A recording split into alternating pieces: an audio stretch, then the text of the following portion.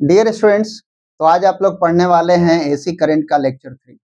इस लेक्चर में हम लोग पढ़ेंगे ज्वाइंट डिवाइसेस के बारे में, यानी एलआर सर्किट पढ़ेंगे, आरसी सर्किट पढ़ेंगे और एलसी सर्किट पढ़ेंगे। पिछले लेक्चर में हम लोगों ने पढ़ा था purely inductive circuit, purely resistive circuit, purely capacitive circuit. उसका एक बार हम आपको रिकैप करा देते हैं और फिर चलते हैं आगे।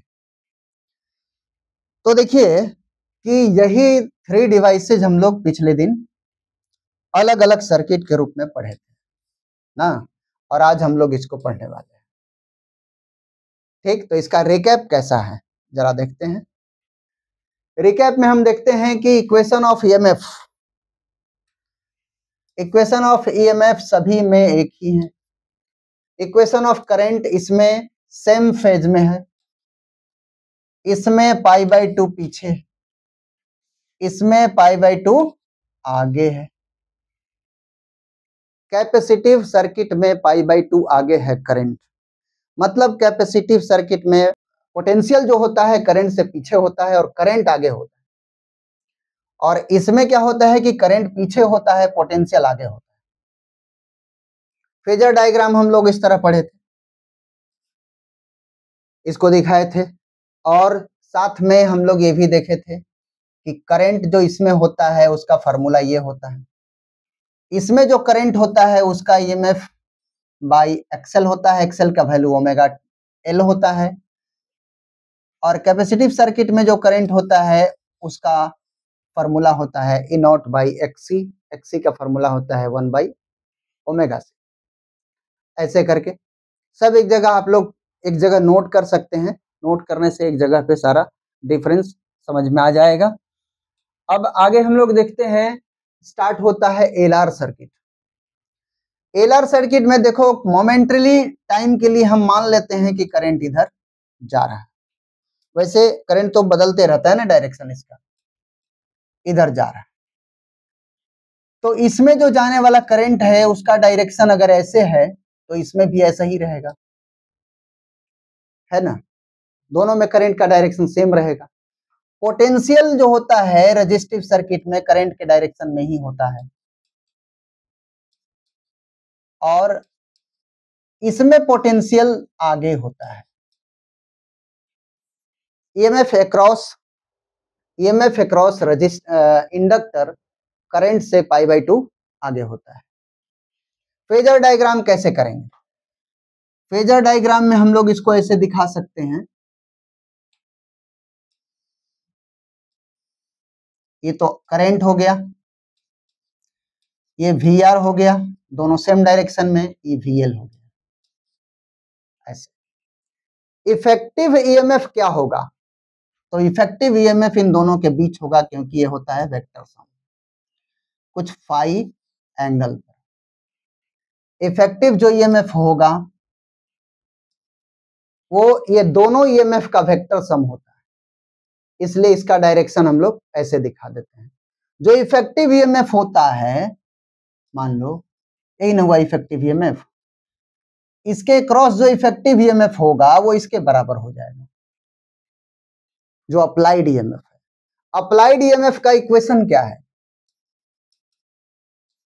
ई नॉट साइन ओमेगा टी, पहले से आप परिचित हैं,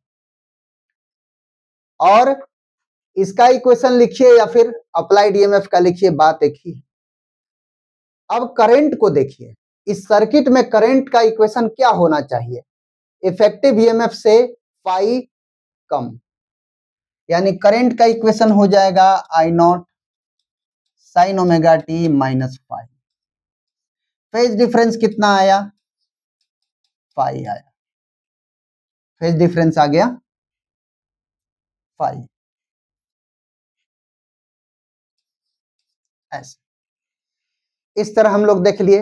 ये हम लोग को समझना जरूरी है कि I naught equal to what? I naught हो गया ई नॉट अपॉन जेड। ये जेड को क्या बोलते हैं? इम्पीडेंस बोलते हैं। इम्पीडेंस का फॉर्मूला क्या होता है? फॉर्मूला होता है R² प्लस XL²। कहां से आया आपको बताएंगे डेराइव करके, ठीक है। अब देखिए इसको कैसे लिखते हैं, आपसे सवाल अगर पूछ दिया जाए कि रजिस्टर के क्रॉस ईएमएफ दिया हुआ है और इंडक्टर के क्रॉस भी ईएमएफ दिया हुआ है, तो क्या इसका ईएमएफ जो V है और इसका ईएमएफ जोड़ने से मिलता है ये? जैसे क्या V equal to VR plus VL होता है? होता है, लेकिन रजिस्टर के जैसा नहीं। वो जो सर्किट डीसी सर्किट होता था ना, वैसा नहीं होता है। जैसे डीसी सर्किट में क्या होती थी,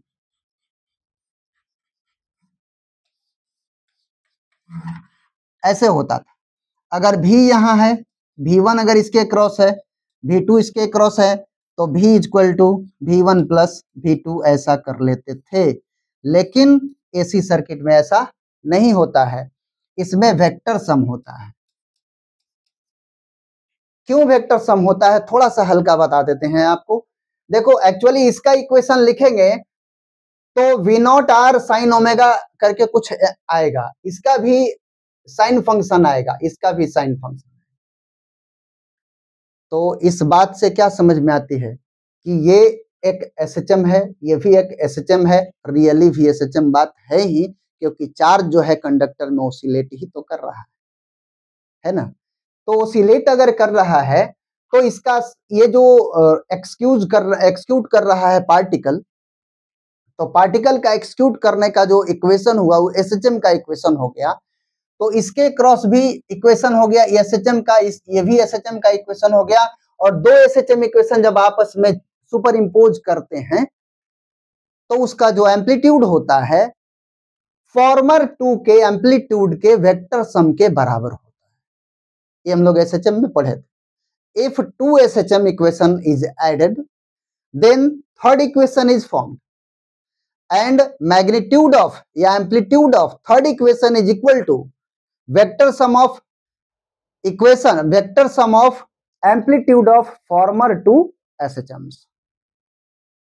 पहले वाले दो SHM होते हैं उसके एम्पलीट्यूड के वेक्टर सम के बराबर होता है।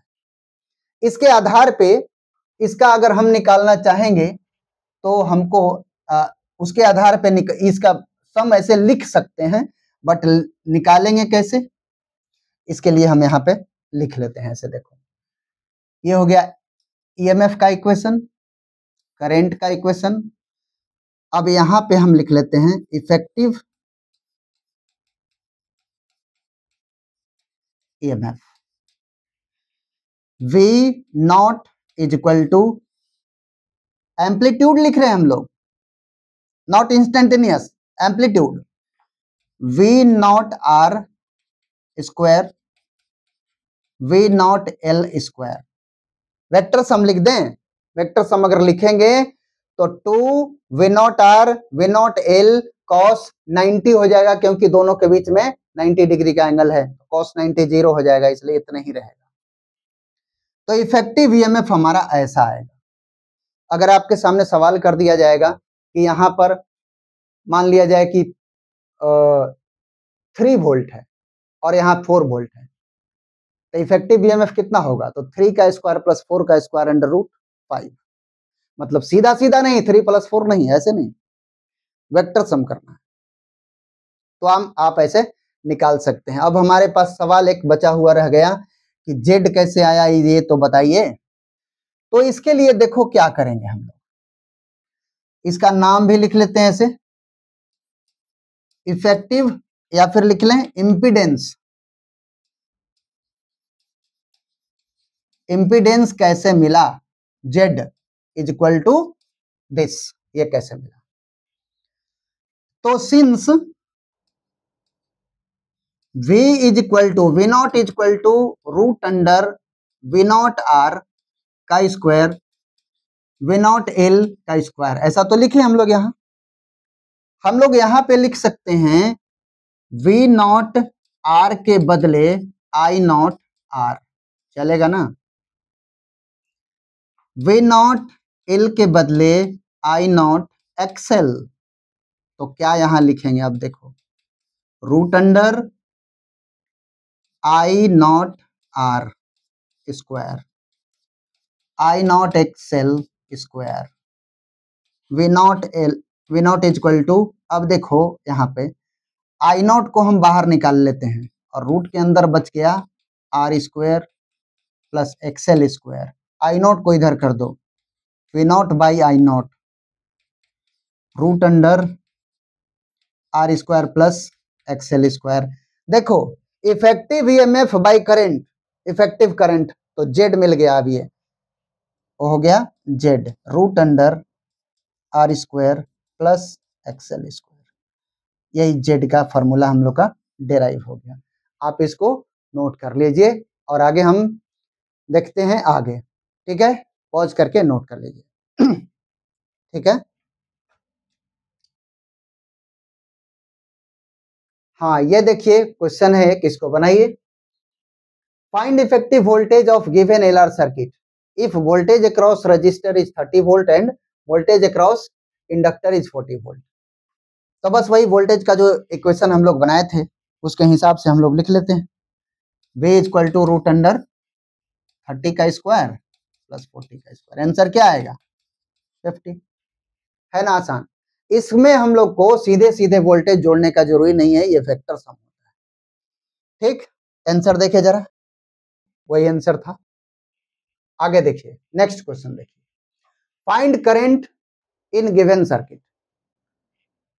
गिवन सर्किट में हम लोग को करंट बताना है,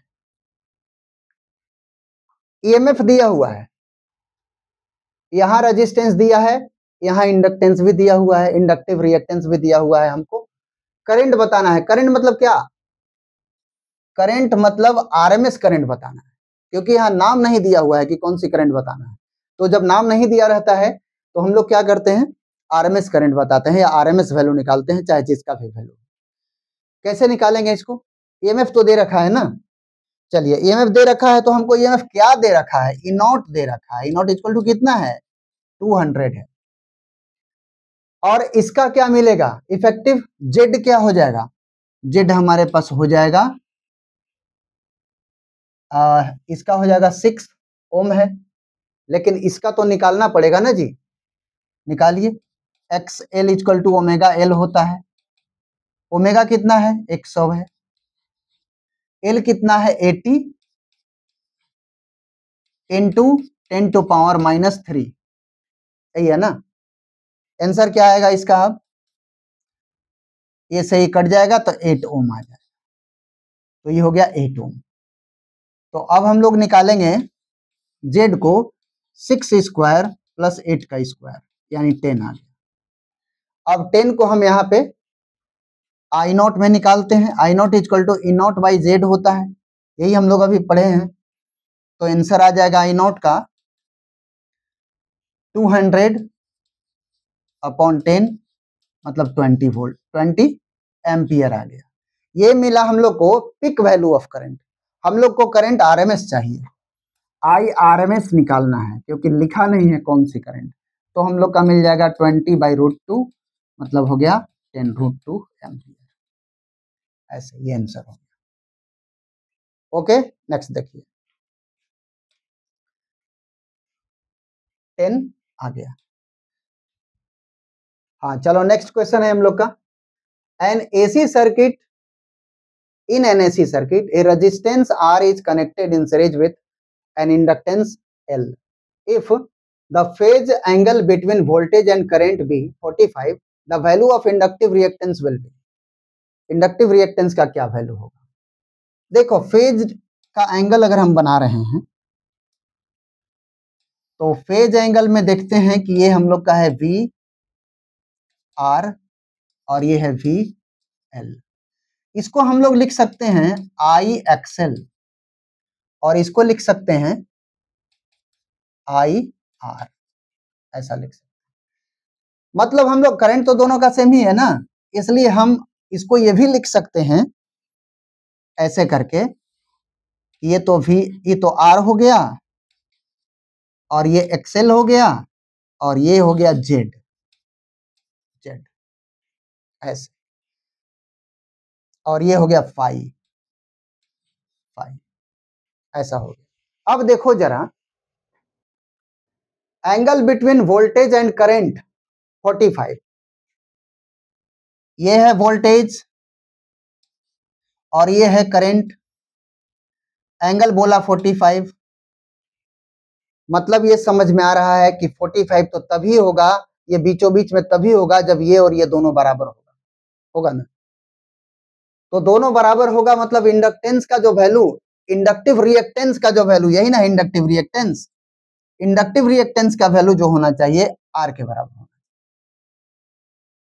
यही क्वेश्चन आंसर दे रहा है कि अगर ये बीचों बीच जा रहा है, लिखा इसने कि angle between voltage and current, voltage, ये वोल्टेज है ना, इफेक्टिव वोल्टेज एंड करंट के बीच का एंगल है 45, तो ये कब हो सकता है, बीचों बीच में कब जा सकता है, जब वी आर और वी एल इक्वल होगा, मतलब आर और एक्सएल इक्वल होगा, तब ये बीचों बीच हो सकता है। इसका मतलब हम लोग को इंडक्टिव रिएक्टेंस यानी इसकी वैल्यू आर के बराबर होना चाहिए, आंसर हमारा ये होना चाहिए। ओके, हाँ ठीक, आगे देखिए नेक्स्ट क्वेश्चन। नेक्स्ट क्वेश्चन क्या बोल रहा है कि the EMF and current in a circuit are such that, EMF हम लोग का ऐसे दिया हुआ है, करंट ऐसे दिया हुआ है, दिस एसी सर्किट, इस एसी सर्किट कौन से ये सर्किट है, तो हमने अभी आपको इक्वेशन लिखाया था करंट का कि अगर ईएमएफ का इक्वेशन ये है तो करंट का इक्वेशन ये होगा, और ये तब होगा जब वो एलआर सर्किट होगा, यानी हमको आंसर ये होना चाहिए, क्योंकि एलआर सर्किट में जो करंट होता है वो थोड़ा सा वोल्टेज से पीछे होता है, तो पीछे है, तो ये हो गया है आंसर। ओके आगे देखिए, अब हम लोग के सामने है अगली circuit RC circuit. RC circuit के साथ भी देखो ठीक वही बात है, करंट का डायरेक्शन, वोल्टेज का direction V R I, current का डायरेक्शन वही रहेगा, वोल्टेज का डायरेक्शन ऐसे रहेगा वी सी, क्योंकि हम लोग पढ़े हैं कि कैपेसिटिव सर्किट में करंट वोल्टेज से π/2 आगे होता है, वोल्टेज से π/2 आगे होता है ये करंट। फेजर डायग्राम कैसे बनाएंगे, यहां लिख लेते हैं equation of EMF E not sine omega T. Current phasor diagram कैसे बनाएंगे हम लोग, ऐसे बनाएंगे, आई हो गया, वी आर हो गया, और वी सी हो गया, ये हो गया इफेक्टिव ईएमएफ वी, और ये हो गया फाई, यानी क्या लिखेंगे इक्वेशन ऑफ करंट का, I equal to I naught sine omega T plus phi, यहां पर ऐसा होगा, आई नॉट क्या होगा, ए नॉट अपन जेड हो जाएगा, जेड को क्या बोलेंगे, इम्पीडेंस बोलेंगे, और इसका फॉर्मूला क्या होगा, आर स्क्वायर प्लस एक्सी का स्क्वायर, इस तरह होगा। यहां पर भी हमारा जो वोल्टेज का इक्वेशन होगा वो वी जो होगा वो रूट अंडर वी आर का स्क्वायर होगा प्लस वी सी का स्क्वायर होगा, ऐसे निकल जाएगा। और यहां पर भी ठीक पिछले वाला मामला रहेगा, सिर्फ फर्क यही रहा है कि इसका करंट जो है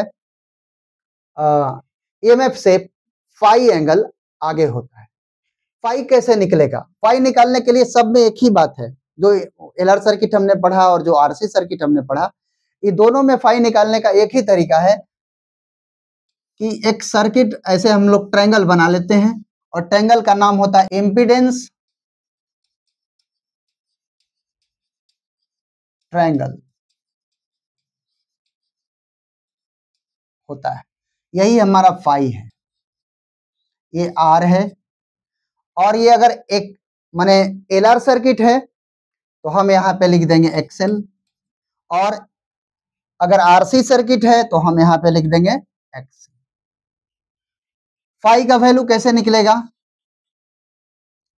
दोनों में निकाल ले हम लोग, चलिए दोनों में निकाल लेते हैं।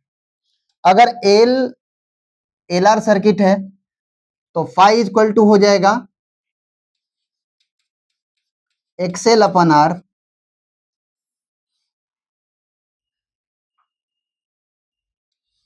कैपेसिटिव सर्किट है, ये आर हो गया, एक्सी हो गया, फाई हो गया, tan phi equal to XC upon R हो जाएगा। ऐसे हम लोग फाई निकालते हैं दोनों सर्किट में, ठीक है। अब इससे क्वेश्चन जरा देखिए क्या होता है। क्वेश्चन हम लोग का मिला हुआ है, in a series RC circuit with an AC source R equal to 300 ohm, C equal to 25 microfarad, EMF दिया हुआ है हम लोग का 50 वोल्ट, ई नॉट दिया हुआ है, पिक वैल्यू है, एंड फ्रीक्वेंसी दिया हुआ है pi by 50 by pi hertz. Find peak current in the circuit.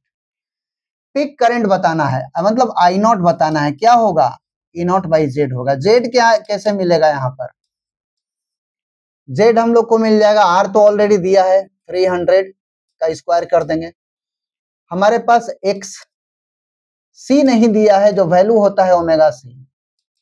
Omega C को कैसे लिख पाएंगे, 2 पाई न्यू,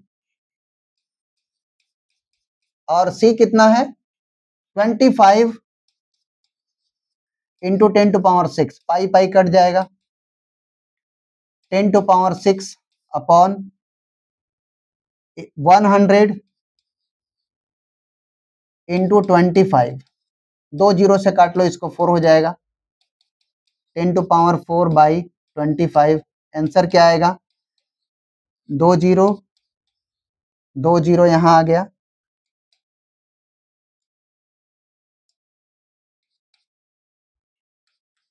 100 आ गया, 25 हो गया, 25 से काटो 4 हो गया, यानी 400 हो गया, 400 यहाँ पे लिख दो 400, 400 का स्क्वायर। आंसर क्या आएगा, आंसर आ जाएगा 2500, मतलब कितना हो जाएगा, इतना हो जाएगा ना, 4 जीरो हो जाएगा, यानी आंसर आ जाएगा 500। यानी हम लोग का मिल गया, जेड मिल गया 500 ओम। आई नॉट इक्वल टू 50 अपॉन 500 काट देंगे, आंसर आ जाएगा 0.1 एम्पियर। ये हम लोग का हो गया पिक वैल्यू, पिक वैल्यू निकल गया, ये आंसर आ गया हम लोग का। ओके, अब देखिए आगे, अगला हम लोग का है LC circuit connected with AC source. LC circuit में है, यहां पर भी जो हम लोग का अप्लाइड ईएमएफ है, अप्लाइड ईएमएफ हम लोग का है इनआउट sign omega T, इनआउट sign omega T.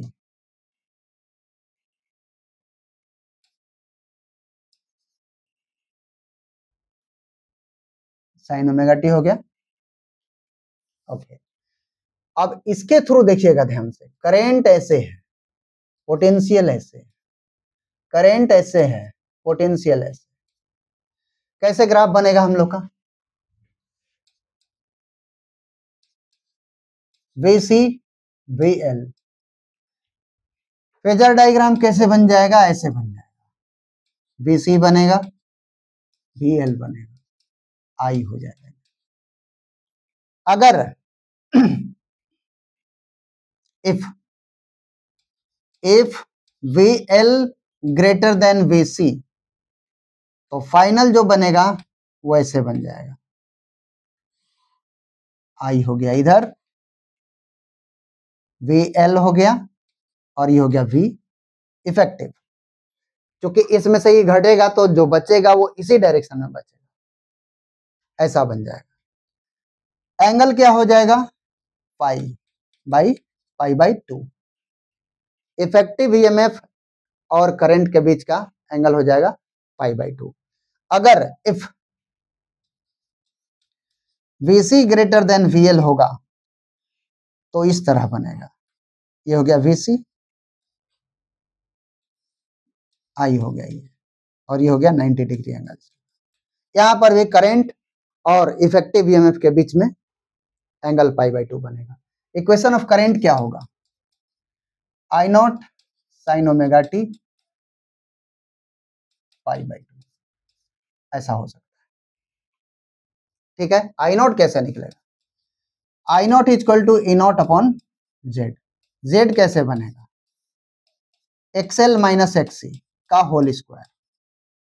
XL को आप उस तरह निकाल लीजिए, एक्सएल का फॉर्मूला है ना ओमेगा एल, और एक्सी का 1 बाई ओमेगा सी, उस तरह पुट कर दीजिए, निकाल लीजिए, यहाँ पे ऐसे। ठीक है, इस तरह से इसको हम लोग डील कर सकते हैं। ओके, क्वेश्चन देखिए, ये क्वेश्चन है, in LC circuit the inductance L is equal to 40 millihenry and capacitance C is equal to 100 microfarad. If the voltage is given 10 sin 300 14t is applied to the circuit, the current in the circuit is given as। ठीक, current बताना है हम लोग को ना, कैसा current, RMS current बताना है कि सर्किट दिया, इक्वेशन दिया, हाँ इक्वेशन दिया है, तब तो आरएमएस नहीं बताना है, पिक वैल्यू बताना है। चलिए, आई नॉट इक्वल टू क्या होगा, ई नॉट बाई जेड। तो जेड के लिए क्या करना पड़ेगा, हम लोग जेड हम लोग निकाल लेते हैं। यहाँ पर पहले तो ओमेगा एल निकालते हैं। ओमेगा एल मतलब एक्सएल हम लोग फाइंड करने जा रहे हैं। ओमेगा कितना है, 314 है, और एल कितना है, 40 इंटू 10⁻³ अब ध्यान दो जरा, ये इसमें 3 है ना, कितना है, 40 है। तो ऐसा किया जाए कि 3.14 अगर हम करें, 2 इसमें ले लें और 1 0 इसका दे दें, तो हमारे पास मिल जाएगा 14 इंटू 4 बचेगा, यानी 4 पाई लिख सकते हैं ओम। ये हो गया हम लोग का एक्सएल। ध्यान दो, इसको क्या हम कैलकुलेट, 3 है ना, -3 है, तो एगो इसमें खत्म हो गया, 2 बचा, 2 इसमें डेसिमल दे दिया, तो 3.14 हो गया, 4 यहाँ से बच गया। अब इसको हम पाई लिख सकते हैं, हमने ऐसे लिख दिया। अगला देखो क्या है, एक सी 1/ω_c है, तो 1/ω_c है, तो कैसे लिख लेंगे हम लोग इसको, ओमेगा को लिखेंगे 314 और सी को क्या लिखेंगे, 100 माइक्रोफराड यानी 10⁻⁻6। अब देखो 2 से 2 ऊपर कैंसिल हो गया, तो ऊपर बच गया केवल 4 और 314, 2 इसमें जरा ले लो नीचे से, तो हो जाएगा 10 100/π। ध्यान से जरा ठीक से देख लो क्या क्या हुआ, हाँ यही हो गया। अब जरा देखो, हमारे पास XC मिल गया, हमारे पास XL, जेड कैसे मिलेगा, जेड मिलेगा √XL - XC का होल स्क्वायर। हाँ तो देखो, अब यहाँ पे हम लोग जेड के बदले क्या लिख लेंगे, √, और स्क्वायर है तो बाहर निकल जाएगा। ध्यान रखना कि पॉजिटिव नेगेटिव होगा तो मोड में हो जाएगा, क्योंकि इसका वैल्यू पॉजिटिव ही केवल आएगा, क्योंकि स्क्वायर किया हुआ है। तो एक्सएल का वैल्यू हमारा मिला हुआ है 4 पाई, माइनस एक्सी का वैल्यू मिल गया है 100 पाई। इसको निकालेंगे तो क्या मिलेगा, पाई 4 pi square minus 100। 4 pi square को अप्रोक्सीमेटली अगर हम लोग लें तो हम लोग को मिलेगा 10, इसलिए 40 हो जाएगा, 40 - 100/π, यानी 60/π। बोलो -60 होगा, नहीं, क्योंकि यहाँ पे हम पहले बोल चुके हैं कि ये स्क्वायर में है और स्क्वायर से बाहर निकलेगा, तो इसको मोड रख लेंगे ऐसे, और वैल्यू जो हमारा आएगा वो पॉजिटिव में आएगा। ठीक है, ये हो गया हम लोग का जेड का वैल्यू। आई हम लोग को चाहिए, आई हम लोग को चाहिए ना,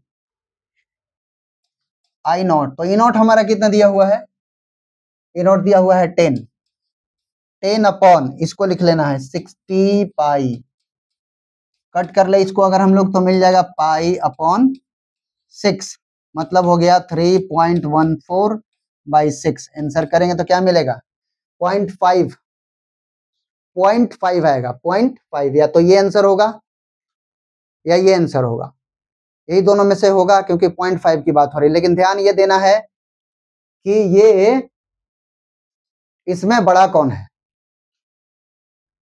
कुछ भी होगा, लेकिन एंगल का एलसी ओसिलेशन में, एलसी सर्किट में जो एंगल का वोल्टेज और करंट के बीच का एंगल का डिफरेंस होता है वो π/2 होता है। तो साइन π/2 लिखेंगे तो कॉस में चेंज हो जाएगा, तो कॉस में हो जाएगा, तो यानी ये हो गया हमारा आंसर, क्योंकि मैग्नीट्यूड ऑफ यहाँ पे हम लोग को मिल चुका है 0.52 के आसपास में मिला है, तो हम 0.52 मैच कर लेंगे।